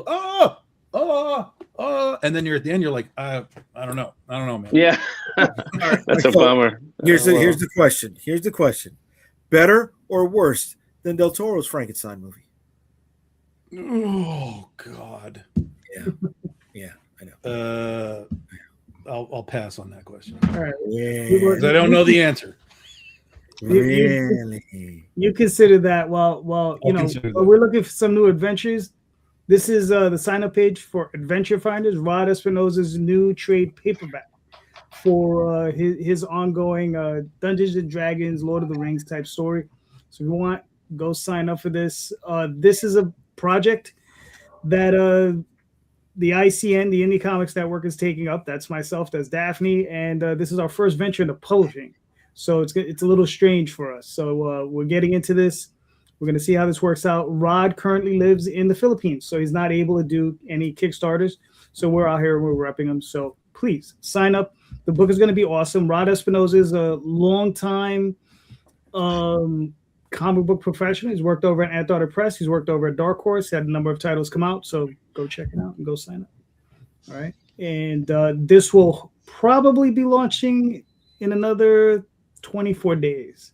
So we'll see what happens. All right. But it's going to be soon. It will be here faster than you think. All right. Tom, you already asked a question, right? I asked a couple questions, but I have the answer to JD's question. And the answer is that The Bride is better than Del Toro's Frankenstein. Only because Del Toro's Frankenstein is basically just Frankenstein. There's not really anything that isn't what we already know. Like it's a great shot, great visual, okay. But The Bride tried to be other things. Christian Bale is really interesting as Frankenstein. Like we just said, Jessie is like really good in what she does. And because you got to see that sort of variation, it was really unique. It was visually cool. The story fell flat, but I think the attempt was worth more than what we got from Del Toro. Ooh. Yeah, because I mean, Del Toro's Frankenstein was not just a retelling of Frankenstein. It was also his Pinocchio. It was also his. I mean, he's done the story before. Yeah. And at least with Maggie, you're getting something with a fresh take, right? A new path. Correct. And that in and of itself has value, regardless of how it lands. At least there was a swing taken. Yeah. Okay. Segue. All right. Talking about segues. All right. So I got a question for you guys. How did you finance your first comic book? How did you finance the production of your first comic book and your costs for printing? Right. So we all did a first comic, right? Yeah. So how did you finance that fucker? Because we all know it was not cheap or easy, right? And then how did you finance the printing on that book as well? So look, it was so tough. Jay just got himself out of here. No, I'm here. The things Jay had to do. Blood and semen, like Robert Rodriguez. It's literally it's in his book. That's what he used. That's what he did. Not. Oh, okay. Well, good for him. Yeah. Let's start. Dan, I don't think you ever got to start, so we'll start with you. All right. Yeah, I was working a day job, so I had some money, and I don't know, JD, did I pay you in check or cash? I forget. Probably a check at the time. Okay. Well, yeah, back then I think did Quinn bring me over maybe to your place and hammered out what the specs were and everything like that. Right. And then was that your first book though? Yeah, that was the Argo Comics pinup special. Wow. Okay. Yeah, that was Cules. Yeah, Cules was the one that introduced us. Yeah, Dave brought me over there, I guess, and said, "Yeah, I got a guy who'll print this book," and yeah, I think he actually had some pinups in there. So, but again, working a day job, money coming in, paying the mortgage, doing whatever, and enough to print however many copies we printed. Then you printed my second book, the Argo Comics Pinup Spectacular, and that was just to get kind of visuals and names copyrighted and printed, and then from there I went into stories. All right, cool. All right, that's kind of funny because I haven't been in publishing or printing, and it's been a while, 17 years. Like 20 years ago. Yeah, probably like 20 years. Yeah, it's been a long time. Yeah. Done a lot. John. Kind of the similar story. Except I didn't have your help, but I did have Keith's help. And Keith was a big guy. He kind of walked me right through the whole thing. But yeah, I just saved up a bunch of money, and I also had a friend who was a longtime comic pro, who kind of, doctored me through that whole story. I give him pages, and he would let me know that's not going to work. Change this, change that. And then he gave me a cover, so that was cool too. Nice. So it worked out. But after that, then it became a thing where I got a bunch of people interested in taking the book off my hands, and they were interested in the book and the concept, but they weren't interested in me being involved in it. So I wasn't interested in giving it away. Right. And so I just ended up holding on to it, waiting for someone to offer me something that would be with me included, and that never happened. So bummer. Yeah. But it was a start. That was the first one. Cool. What was the name of the book? Martin Chase Human Weapon. Oh, okay. Cool. Yeah, it was an action adventure, kind of a martial arts action adventure thing. All right. Cool. Mr. Fish. Well, 30 years ago, I tried self-publishing my own book, and I looked at getting like the local newspaper to print up a copy of it, but they wanted 10 grand to do like 5,000 copies or something. And that might as well have been $10 million to a young married kid, trying to start a life. And I was going to go the ashcan route with it, but every place I took it to try and sell it to shops wanted it wrapped in brown paper so you couldn't see the cover, and sealed in plastic so you couldn't peek inside, and behind the curtain so you had to like show ID to get back to it. And then they wanted 85% of the cover price to hold it on consignment. And I was like, I could draw it and I could produce it, but I can't get rid of it for that. And so there's only like one copy of that out in the world now, and I kind of wish I had it back because I hate that book has my name on it, because it was really bad. I was trying to show how grown up I was at like 21, and so I made it as nasty as I could possibly make it, because that's what adults do. That's why you got to be an adult to see all those movies. And I had to grow up a little bit before I realized everybody didn't just talk like that all the time. What was the name of the book? Back then it was called Angel Spit, but it was like an anthology. But the story was the Alice Lost in Wonderland story that I'm doing now. It's a lot of things have changed over 30 years, but it's still the same. It's still the same story, basically. Did you say Angel Spit? Yeah, that's a great name. That's a great name for a band. Yeah. It went around as a lot of different things until it ended up on the title of that comic book. Wow. When are we gonna be able to get this book? Yeah, I'm with it. That one is never going to see the light of day. If I could get that first issue back, I would buy it. I've had people offer me money for the copies that I do still have that I still can't show my kids. They have kids. I'm not showing them this because, like, It was nasty. Can you give us one of the tame nasty parts? I mean, Well, as you opened up the book, it had a centerfold that popped out that was a Catholic schoolgirl getting raped by a demon. Okay. So like it was. Gotcha. Okay. Yeah. All right. Wasn't great. Resident of the Overfiend then, all over. All right. Sold. But I'll take 10. I actually did do 7 years ago and got out was on Kickstarter, and I just happened to see a video on CircWorks Lab about like doing Kickstarters to get your books funded.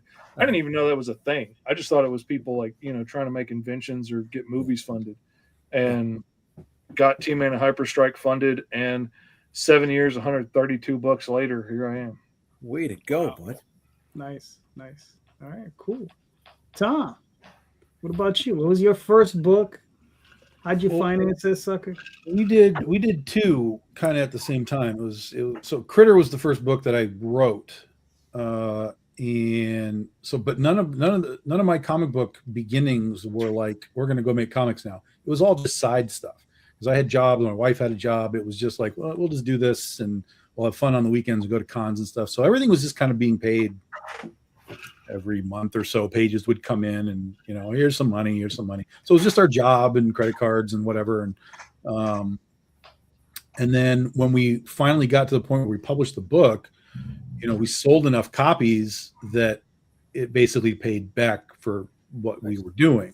But we also had a boost right off the bat with Penny for Your Soul because we had retailers immediately wanting to do variant covers and stuff. So they dove in and that was an insurgence of some money. Plus it was instant, like we just talked about, influencers, right? They were taking the books and running it out into cons and selling their covers, but it was our book. So people were learning what our book was, without us having to do anything. So, it was basically just that. And then it was, and then it was cons and that fed us and, all that kind of stuff. But it was all just sort of like piecemeal for a long time, for years. And then until we were finally like, okay, it's time to kind of flip the switch and go to print and see what the hell happens. All right, cool. Jay? The first book was The Storm Chasers. It was illustrated by Cesare Tartarelli, who ended up doing some Deep Space Nine books. I don't know if it was IDW or whoever it was, but he did some of those. It was an ash can. Had Ray Dillon do the cover. Funded by my job. And I started the Ray Dillon? Yeah. Ray and who's his wife? Yeah. Yeah, them. Okay. Wow. That's a blast of the past. Holy smokes. Yeah. So all the information I got was through drive-through, and they were on there. Yeah. This was while he still lived up in, I think it was New Hampshire. Maine. I think. Okay. Yeah. So I had that, and then I wasn't even tabling. I was going to conventions like fucking Oliver Twist. Will you please take a look at my book, sir? Right? And then somebody introduced me to Comics Press. And I think they had been in business less than a year. Well, like, right? And I popped my cherry, and then from there we just kept growing.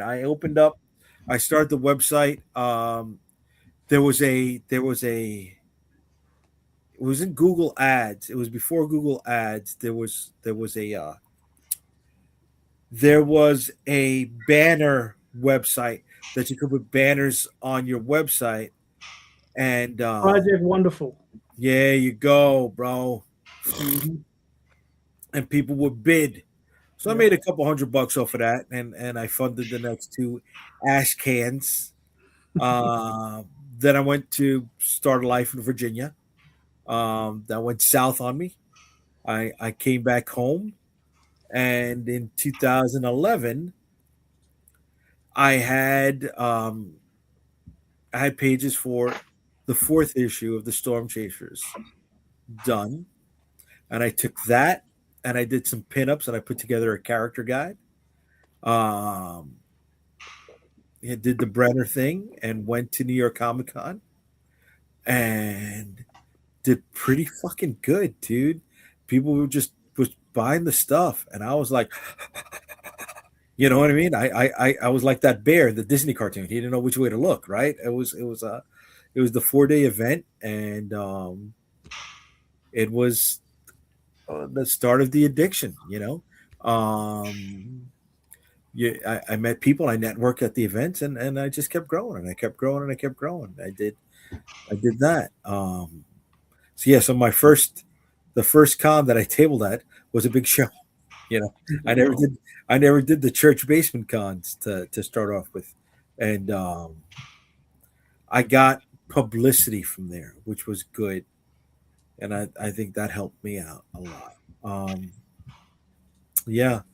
That was the start of it. You got the sickness. Big time, dude. Big time, because we also partied there, man. We partied. And then the next year, I'd grown. I had maybe about 10 to 12 books by that time in the catalog. From expanding on the first ash cans, and ran a networking event that I will never do again, because I got so bombed on a Saturday night that on Sunday, you could smell the alcohol coming out of my sweat, and I had alcohol poisoning. So I wasn't even at the table for 8 of the 9 hours that the sales floor was open. I didn't even do $50 on that Sunday. I was like, no, there's no more partying ever again, man, ever again. And that was also the con where I ended up on BET. I was like, yeah, I made it. Right, I got. Was that Sunday or Saturday? It was this. I think it was a Friday. No, it was a Friday, because I ended up on 106 in Park that Friday. So I was like, yeah, bitches. So I vibed off of that. Yeah, man, it was it. The bug was locked in. It wasn't there ready. It was locked the fuck in, man. And yeah, man. It's crazy how the digital webbing is literally that web. I had no idea that you were a digital webbing person as well. And I keep hearing that again and again and again. Yeah. It's really wild. So it's Ray and Renee DeLise was there. We go. Yeah. It does some Wonder Woman stuff. I remember that. She did do Wonder Woman. Yeah. And they got married at San Diego Comic Con. Oh, get out of here, man! In the back by the harbor. They did it I think it was on Sunday. They got married out there. Yeah, and she had stormtroopers take her down the aisle. That's fine, man. Wow. And then what was really funny is when it was over and they were leaving, they went out to the front to get their car or whatever. Everybody just thought that they were in cosplay, so everyone just wanted to take their picture. They were like, "Who are you? Why are you dressed up? Taking pictures." It was ridiculous. Yeah. When I did Boston Comic Con, and he came through and he chilled with me for a couple days at the Boston Comic Con, and then they moved to Florida. He was at one of the mega cons. He came through. He said, "What's up?" And then I don't know if they stayed in Florida or he was up in New York, and he came back to say, "What's up?" Is he still working on books or no? I have not heard from them since their Peter Pan thing that they did on Kickstarter. Oh, okay. Yeah, that's the last I heard. Okay. Oh, yeah. That went south or something? It was complicated. Yeah, it took them a long time to fulfill, but they did fulfill. Yeah, they did do it. Yeah, I know, because I was. So this was like early days of Kickstarter, and people were figuring out what the hell's going on. And, right. Yeah. Oh, excuse me. So then that first year, in between the BET segment and that first promo, I read about Kickstarter in the New York Times, and I saw it for people getting, funding movies and stuff. Didn't think about it with comic books, and Facebook was open at that point, and I had some people that I had met from the conventions just like hitting me up on Facebook Messenger with Kickstarter.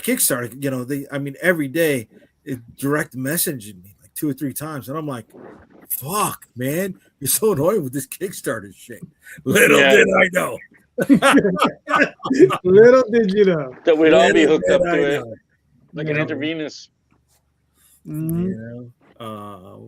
So no, dude, that was it. I started with the ash cans, cut my teeth, and just kept going. I didn't give up on myself. How about that? Let me say that.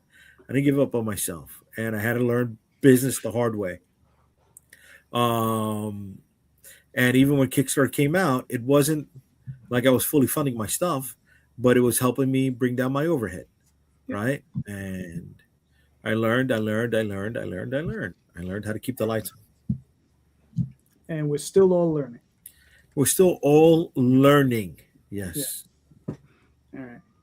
Yes. To answer the question myself, when I graduated out of high school when I was 17, and a buddy of mine went to a different high school though. He went to the School of Art and Design, and he was an artist. And I knew him since junior high school. And he was like, "Yo, come meet some of my guys over there and whatever." And I met some of them. And one of his friends, who eventually became my friend, he said, "Listen, man, I'm gonna bring you the best artists in my class." And that's what he did. And I married one of them. That's Daphne. Thank God it wasn't the other one, the other guy you met. No, it wasn't the other guy. Not that there's anything wrong with that, just could have married both of them. Yeah. There you go. I married my penciler and my colorist. Yep. But then I also met Matt Lunsford, who eventually ended up doing Tenchi Muyo and La Bluga and all that stuff together. And what happened was there was just like 6 or 7 of us at the time. And I didn't have any money, but I was like, "Look, guys, I'm going to do this comic book thing. I'm figuring it out as we go. I'm writing new scripts. You guys can be my partners." Right. And we were all kids, and everybody was like, "Yeah." So we all jumped in and we made a bunch of books. We made Tall Tales, Dreamweavers, Reaver, Security Agenda. We did a couple books of Revelation Saga. We did, and that was just the tip of the iceberg. Like there was like 4 or 5 other things that we never got to do, right? And we financed it by all chipping in on one book, and then we sold enough copies of that book to finance the other books, and then we did that for 3 or 4 years, and then we had to stop because we were producing annuals and we didn't know what we were doing. But everybody was in college at that time, so and we were just nuts. And then we just moved on, and then we eventually did all the other stuff, La Blue Girl and Tenchi Muyo and all that jazz. And now we're here. Now we're here. But it was a lot of fun, though. It's a lot of fun. Still at it. Yeah, still at it. That's it. Yeah. Jay, you got another question? Yeah. All right. So based on piggybacking on your question, how did you move your first big print run? Right. So it doesn't have to be your first issue, right? But the first time you ordered the most amount of copies you ever did. How did you do it? Did you sell them? Did you convention? Did you table them? Were they giveaways? Did you leave them on somebody's doorstep? Did you put them in the library? What did you do? How did you move? Do you still have them? Do you still have them? Yes. Do you still have them? Yep. You still have any? Yes. How did that go? How did that experience go with moving your first big print run? John, you're up, man.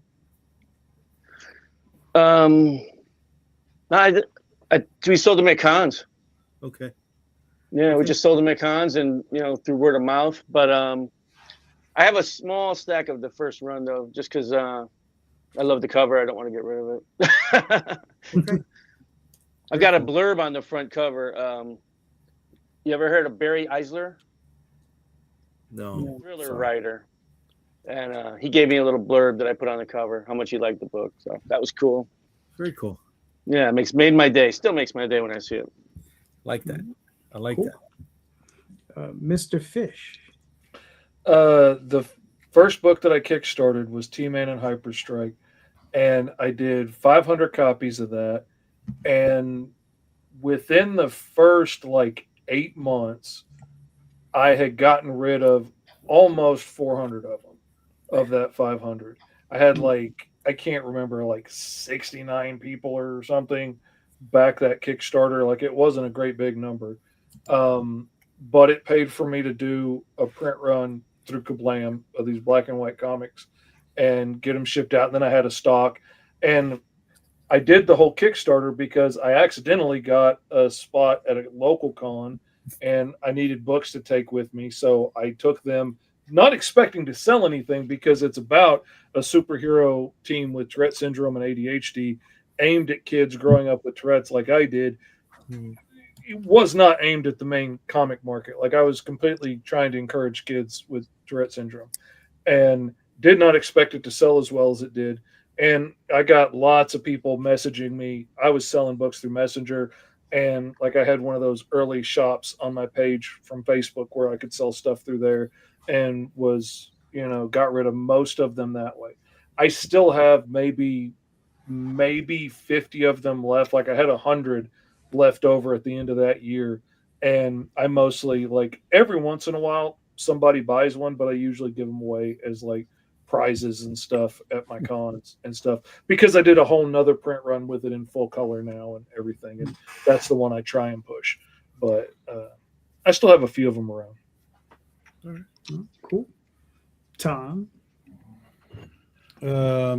So our books, when they first came out, they all went through Diamond. So when Penny was first, Penny came out, orders were something like 3,800 or something like that. So it basically sold out immediately. We had to do a second print of issue 1, and it was all through Diamond. It was basically all through Diamond. And then when we did the second print, some of that went to Diamond as well, and then we had overprinted it so that we could actually, on purpose, take it to San Diego Comic-Con and give a whole bunch of them away, because we wanted to do just marketing at San Diego. I was like, what better place is there to put comics in the hands of people than San Diego Comic-Con? Holy shit. Let me tell you how wrong I was, because we were standing out in front of San Diego Comic-Con, right at the right where the train lets you out. You have to cross over and then make a left and go over the thing. So we were right there. Thousands upon thousands upon thousands of people walking by. Free comic? Free comic? Free comic? No. What? No. What the fuck is going on right now? It was brutally humbling that people at San Diego Comic-Con did not want your comic book. But we did get rid of a bunch in that regard. And then we had extras of the first print to basically then everything sold at cons. But then because we were doing everything every 2 months, we kind of got into the understanding that we need roughly 3,000 copies a month, because our attrition really never happened. Normally you get you sell 3,000 and then it's 1,500 and then it's 1,000. That never really happened for us for that book, because we were selling it every 2 months. And what I think happened that saved us from the attrition was they put in whatever orders they thought for issue 1. Boom, they show up. They're on the shelf selling while they have to order number 2 at the same time. And I think that they were able to see the sales happening, and they were like, oh shit, we bought 10 of these and we sold 8 already. So, their numbers were well, we can sell this book. So we never really had much attrition through all of that. And we really knew okay, 3,000, 3,000, 3,000. And we'd overprinted a little bit so that we'd have it at cons, because we knew we'd have to keep marketing it at the cons. But Diamond was taking roughly 2,800 copies, 3,000 copies every time we put out a book. So same with Critter. Critter was about the same thing. It was 2,500 copies when we put out that first issue. And then, our peak ever was Scheherazade 0. And that was, oh my God, that had to have been 7,500. and that was all through Diamond. The whole thing went through. I mean, we overprinted a little bit, but the bulk of it went all through Diamond. So, yeah, our runs have been all over the place. But in those early days, it was all Diamond, and then we would overprint and take it to cons, put it on the website, that kind of stuff. Okay, cool. Way to throw it at our feet there. Just drop it. I would do 28, 3,500. But the biggest was 7,000 there. I mean, you asked. Yes, what? You asked. I didn't ask for all of them. Just give me the one. You're like, you pretty much said, look at how far back from the urinal I stand when I'm in the bedroom. You know what I mean, bro? Come on. I didn't even name drop. I could have name dropped. No. Listen, that's the next one.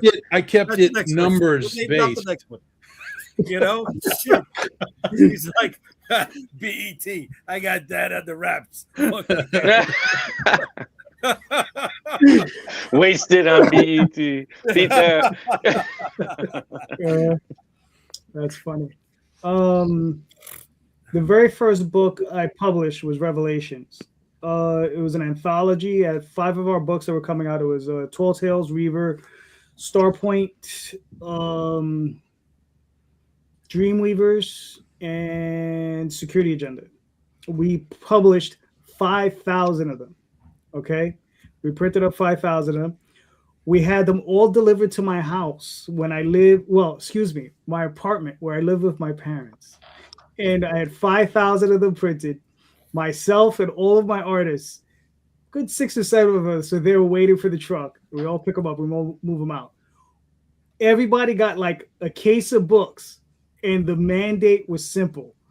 Find the comic book store and sell these fuckers. Yeah. And that's what we all did. We were young, shameless as fuck, and we went into these comic shops and we sold these books. I mean, and the thing is, I had relationships with a lot of these owners, and they would call me and they would be like, yo, Jose, we need you to come back. I need another 30, 40 copies. Wow. Right? Wow. And like these guys were super happy for us. They were like, because they knew we were young. We were like 18, 19 years old, and they knew. They were like, we were out there. And then the other thing was conventions. Conventions was a big thing for us. Yeah. And what the guys would do, because they were all artists and they were all competing with one another because they were crazy, and they would draw like the back of it was, there was a graphic and then there was a black border all the way around. And we had gold pens, and they would draw on the borders, and they would sell those for like 10, 15, 20 bucks or whatever. And we would they would just lay them on the table. People would just come over and just start snatching, and we sold hundreds of those. Nice. Then we eventually moved into Diamond. Well, not Diamond, excuse me. We moved into the dark market where we sold an additional 3,000 copies through them. So that cleared out all my stock. By that point, that book completely sold out. And then at my peak, we were selling probably about 4,500 books, right? And that was split between, we did like a newsprint version, which usually sold 15 to 2,000 copies. And then we had a higher end version, which had like a cardstock cover and a really nice paper on the interior. And that usually sold about 2,000, 2,500. And like I said, we did it for a whole 3 issues. You had to get out of the business. Because like I said, we did it in 92, 93, and 94. That was our streak. We had one a year of each book. So yeah. Nice. Mm-hmm. Nice. All right. Let me make up a story right now on the fly that'll compete with Calderon and Tom. So give me a second here while I recalibrate. No, I ordered 2,000 units of the Storm Chaser book and when my box spring broke, I ended up using that to support the mattress on the bed. That's that is very believable. Oh, that's a great story. It's bullshit. It's bullshit. Wow. But I thought it just fell flat. Thank you. I like it. I didn't. That was an AI story right there. That's all. That was a Chat GPT. He was typing into Chat GPT. How do I sound cool on my show? 7,000 units. Whose dick were they sucking? No. What you will call it? I'm sorry. I finished it before the show. You're not gonna beat that last line. Well, That was No. I moved it into conventions. I put something in Toy Drive. I got some pictures that were really nice, heartwarming. But no, Toy Drive? Did you say Toy Drive? Yeah. There was a Toy Drive. Somebody asked me to donate some stuff, and I was like, oh well, I got these cases of books. I just put my bed on the floor. Here you go. And I, much like Tom, we didn't do, here's a book at New York Comic Con. We got in early, and when they would do the program guides, we must have put maybe about 100 in the program guides because it was forever. Nice. Luckily, none were found in the bathroom at all or on the floors. So I hope they went to good homes. I hope they went to good homes.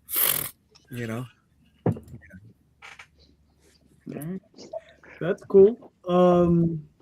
Tom, you got another question? Or should I answer that one? Oh, I'm sorry, Dan. Oh my God, Calderon in the middle. Sorry. What a bad host, Dan. Terrible. Dan, kick his ass, Dan. Kick his ass. Just drive up from Florida. Well, yeah. Just drive up. Yeah, well, actually, okay, that first two pinup books that JD printed, I didn't go that crazy with the numbers, but, they did have like Tim Vigil and Bill Willingham and Hannibal King, a lot of the names of the time. So they were selling pretty good at conventions.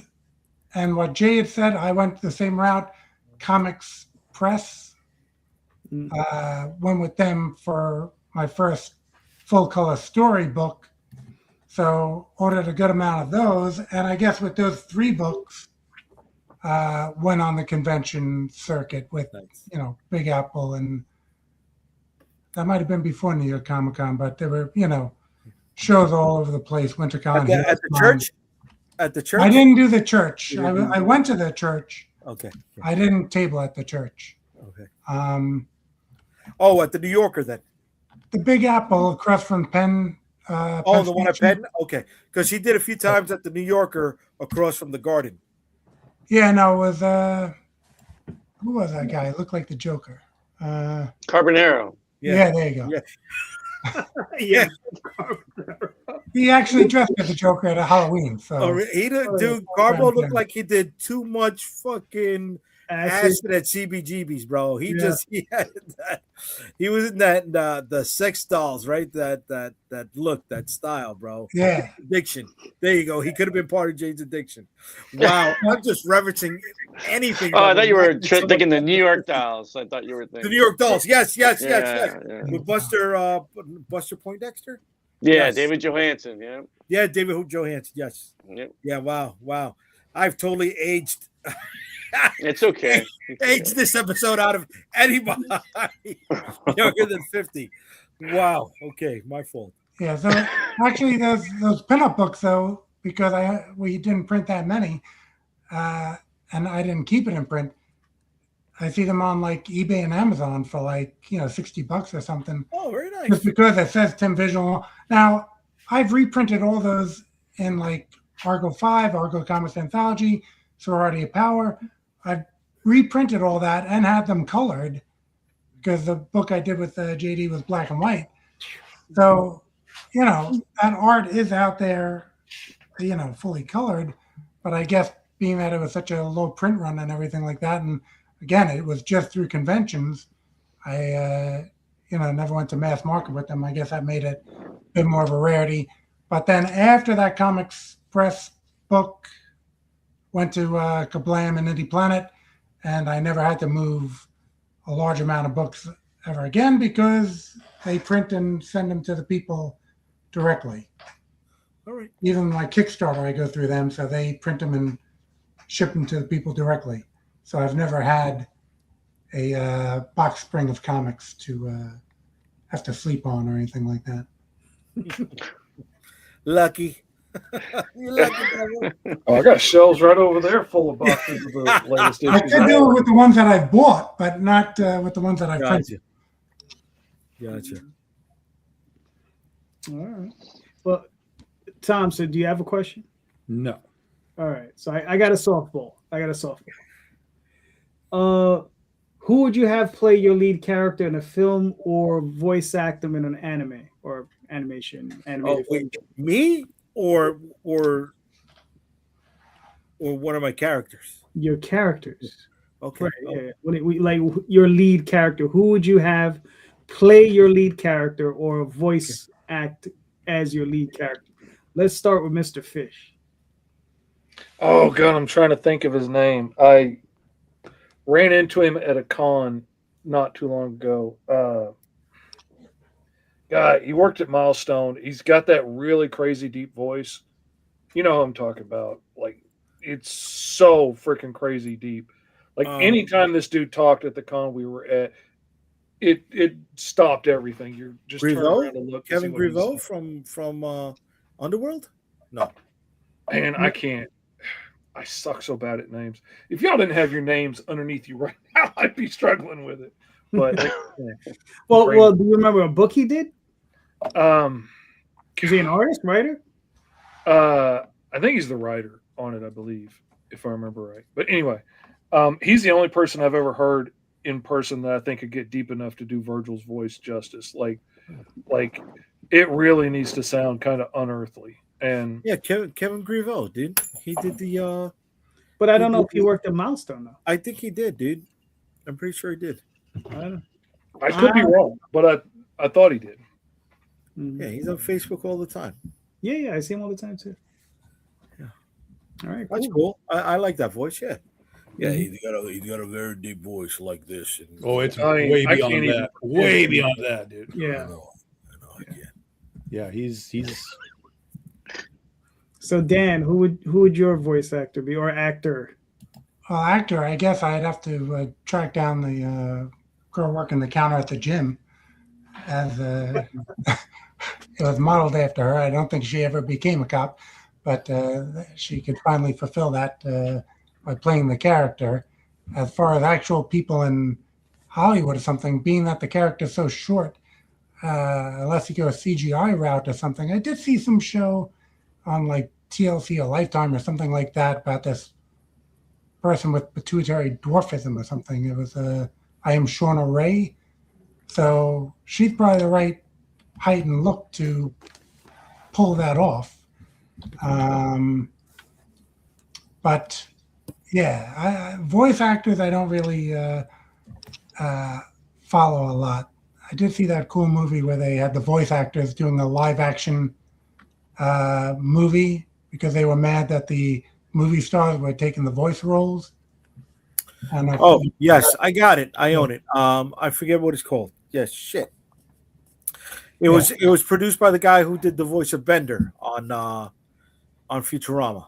That makes sense. Yeah, I know. Billy West. No. Billy West was in it. He does the main voice. The one. Yeah, he does Fry, right? He does Fry. Yeah. Okay. Well, at any rate, yeah. So I don't know who I don't follow voice acting enough to put someone on there, but those are my live action choices. All right. Cool. John, what are your thoughts? Off the top of my head, I would pick Oliver Reed if it wasn't somebody. There you go. If he wasn't dead, right? But I can't think of anybody modern that's got that kind of gravitas. Maybe Tom Hardy. Cool. Somebody who could just become menacing at the drop of a hat. I don't know that Tom Hardy could like pretend to be a priest though. I guess he could, but not an outrageous priest like this guy in my book. So, but he's really nutty, dude. He's really versatile. Did you watch Peaky Blinders? Yeah. Yeah. Oh yeah, he was great in that. Yeah. Yeah, man. He was a Hasidic baker. You know what I mean? He got into it, dude. Yeah. Yeah, it's true. There's that movie he played a Russian guy in too. I can't remember. Old movie. Oh God, I can't remember the name of it now. Not Archangels, but he is pretty versatile. Yeah. I think did you ever see him in Taboo? No, I didn't see that. God, show he wrote with his father. He is batshit crazy in that show. If you haven't seen Taboo, you definitely got to check it out. It's wild. Okay. Like the Quentin Rampage Jackson. That's funny. All right. DiMaggio. There we go, John DiMaggio. Yes. Mm-hmm. Green Lantern Burks, you're the man, bro. You're my fact checker, bro. You got this. You're the man. On Friday nights, he's there. He's always there with the assist. He's the John Stockton of the program. Right, Tom, what are your thoughts?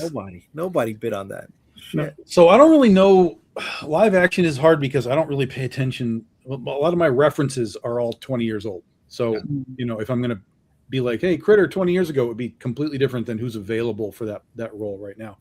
But one that did come across live action, because we've been talking about with some producers and stuff about doing a Princesses versus Zombies film or TV show or something, was Milana Vaintrub, the AT&T girl from a while back. Yeah. Like I saw a picture of her and she had like the short hair and it's brown, but I was like, as soon as I saw her, I was like, that hair was black. That is Mrs. White. Like she is the right age. She's got the right attitude. She's got the right hair. I was like, oh my God, that's dream casting right there. That's what I want. And I'm never going to be able to get over it. So I hope we can, somehow make that happen. But then on the other side is like with Critter, I always assumed Critter, if anything would happen with it, it would become some sort of an animated show. And the top of the list is Emma Stone to do that voice. Again, that's going back 20 years, right? When I came up with Emma, she was doing like Zombieland and things like that. But every time I hear her voice, I'm like, fuck, just make the cartoon, somebody please, so we can get Emma to do this voice, because it's perfect. It's eternal. So yeah, those are the two that kind of sit at the top of my my wish list. I like that. Cool. Jay? For Shield of the Interceptor, I'm going with John Boyega, both live action or animated, doing the voice. Right? He's there. He's the right age right now. He's got it, right? And he's got his own production company. Let's go, John. Give me a shout, kid. Let's go, baby. Let's do this, brother. For Vicky, I mean, for a voice in the animated series, Linda Hamilton, she just had that tough lady voice, and Beauty and the Beast, for me, it draws the complete circle. But live action, oh man, let me do it. No trade dress here. Live action, don't laugh. Angelina Jolie. I don't know if you saw Salt. That was good. She got into a lot of roles in that. You know what I mean? And she can still bring the toughness. I don't know if there's a tough female lead right now. I don't know. This one, she's gritty. She's in your face. I did, and she's seasoned, right? Vicky's over 20 years old. So Angelina's my age, and I think she could pull it off. Plus, she still has sex appeal too. At the same time, she's got that crazy in her eyes too. Yeah, bro. I mean, that just comes right through the camera. You know what I mean? 100%, bro. I'm so glad my wife is not watching. Yeah, man. Yeah, bro. And I go with Angelina Jolie, definitely. And she's still got clout. She's in her Robert Downey Jr. Iron Man 1 phase of her career right now. She's waiting to come back as a Phoenix. So you want to jumpstart her career, is what you're saying, JD? No, not jumpstart her career. He wants to give her restart her career. Yeah. With a property that is unknown, that she could do what she wants with it. Enjoy, girl.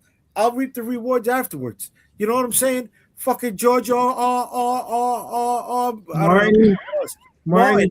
He's still writing the fucking books for a movie series, a TV series that fucking ended years He's ago. not writing that. Stop it. You know he's not writing it. He's not writing that. He's not finishing Game of Thrones the same way Jim Lee is never finishing Hush 2. Never will exist. Jim's gonna Good. be but you know what, dude? Do what you want to do with it. I will enjoy the benefits afterwards. I don't care. Listen, Hollywood, I will get raped. Give me the $50K for the option deal for the 5 years. I'll make sure the guys are taken care of. I'll be all right. I'll trade off of that when it comes out. Okay, that's cool. That's cool. It's funny. If I was to have someone voice act Oswald, it would be Peter Dinklage doing a mid-Atlantic accent. Oh wow, you want to go there? Okay. Yeah, I will go there. Wow. Okay, So, that's a hard accent to pull off good. yeah, You know what I mean? but he's an excellent actor, though, and I He think is, but you gotta set that in like the 1920s. Would you like to buy newspapers, huh?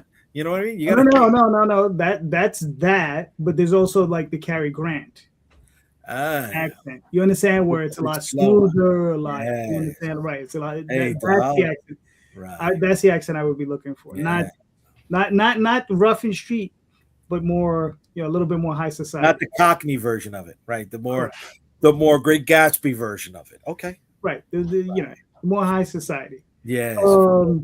And then he's a rat and he roach eggs and yeah. Oh, yeah. We all have our issues. I would lean into the fun of it all, bro. Come on, you got nice, cute moments. Roach eggs with the pinky up. There you go. And then for Magi, I would like Alan Richson, the guy who plays Reacher. Yeah. Yeah. A monster human being who hunts down monsters. Okay. Yeah. Okay. But he's just a normal guy, though. So for the most part. Yeah. Okay. What about Magi? Grace? Who do you want to play? That's a good question, because originally when I was coming up with her, it was Sofia Vergara. Okay. Yeah. Right, but but I think now she might be a little too old for the role. Okay. Maybe someone a little bit younger, but I wouldn't know who. But when I was Ana de Armas. Ooh. Yeah, that might work. Yeah. Ooh, you want that accent to be part of it. Hello. Yeah, that Yes, might work. Get the little bite of Armas. I love that. Mm-hmm. Very nice. Yeah. All right, gentlemen. This was a lot of fun. We made it to hour 2, so thank you so much. You guys are all awesome. Mr. Fish, where can we find you and your work, sir? GoMrFish.com will take you to what I'm working on right now at any given point in time. And right now, that's a Green Zone trade for 69 more hours. Way to go, go baby. check it out. Give it a back. Very nice. Dan? Yeah, Argo Comics on Facebook, Instagram, X, and YouTube. So I have all those going. And Facebook is just Dan Sehn. All right, cool. John? You can find me at Lightspeed Spirit on Facebook. And you can also find me at GWP, Guildworks Productions, on Facebook. Don't go to Facebook page with my name on it. You'll hate it. Tom, where can they find you and your work, sir? BigDogInc.com. If you need the books, we'll be back on Kickstarter in 3 weeks with the next Legend of Oz, our Western reimagining the Wizard of Oz. That'll be the 28th, and then that'll roll us into Goth Day in May. There you go. All right, cool. Jay? UnstoppableComics.com. You can find all my social media links on the website. Then you got The Dead Princess, Vicky Sticks, Numero 2, who ends this Friday, the 13th, on Kickstarter. Check it out. The more people that back it, the more rewards everybody's going to get. So what do you can help. You can help stretch everyone's dollar just a little bit more by jumping on with us. And Friday nights, Comic Book Streamland on YouTube at 8 o'clock with this guy and with that guy when they want to come through, and a few other guys. And we just we try to get into the comic book industry at large, have fun, drink what they're gonna drink, and bullshit with each other. And we also have a Laser Blast segment. We do take 10 minutes of Laser Blast every show. We try not to. Very nice. We really try not to, but somehow they find fucking VHS tapes out of the blue, bro. That's why you're never gonna hit Lotto, because you found that. But you used all your Lotto magic to get Laser Blast VHS. That's and a crispy box too, sealed. Yeah. You know what I'm saying, bro? I'll grade it. It'll be fine. Listen, one day we will get that IP, and we will put out a book just for you, Jay. We'll make you the lead star. I hope not. Dedicated to the Rosario. I hope not. And I'm telling you, you're going to end up with that damn blaster on your arm. Bro, if I end up with that blast on the arm, I'm shoving up each one of your backsides. That's what I'm going to do. I'm going to look for both of you mothers. And motherfuckers will be like, hey, come here. Let me show. See, it's easier because Tom is like 7'10". You know what I mean? So I don't gotta have him bent over. I just you can sit down and do it. I got double you over, Calderon. You know what I mean? You're my height. Right. Fucking Tom is a goddamn Yeti, bro. I can. There you go. But this is the card set. Everybody what? Oh yeah, go single screen. Well, yeah, you can show it. You can show it. There we go. So those are the 9 cards in the set. That's the back. No, don't show it back. Right? Take a pause it. What in my mouth? Come on. Well done.